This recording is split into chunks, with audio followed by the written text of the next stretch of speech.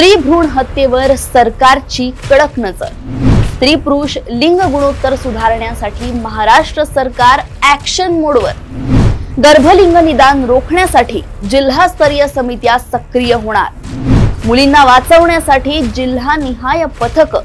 मंत्री आबिटकरांचे निर्देश। नमस्कार, देशोन्नतीमध्ये मी ऐश्वर्या शिंदे आपलं स्वागत करते।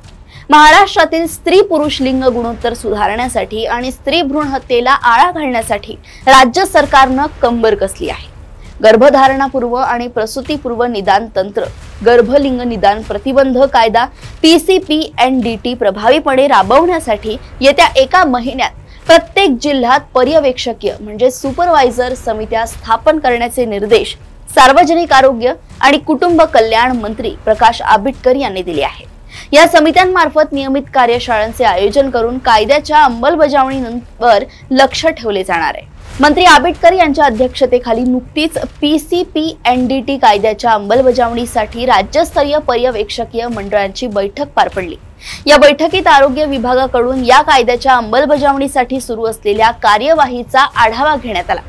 नागरी नोंदणी कार्यप्रणालीच्या अहवालानुसार जिल्हानिहाय लिंग गुणोत्तराची स्थितीही तपासण्यात आली। बैठकीला आरोग्य विभागाचे वरिष्ठ अधिकारी, स्वयंसेवी संस्थांचे प्रतिनिधी, तज्ञ डॉक्टर्स, समाजशास्त्रज्ञ आणि विधी तज्ञ उपस्थित होते। याविषयी माहिती देताना मंत्री प्रकाश आबिटकर यांनी सांगितलं की भविष्यात मुलींची संख्या वाढवण्यासाठी आणि लिंग गुणोत्तर सुधारण्यासाठी अधिक गांभीर्याने काम करण्याची गरज आहे। यासाठी PCPNDT कायद्याची कठोर अंमलबजावणी आवश्यक आहे।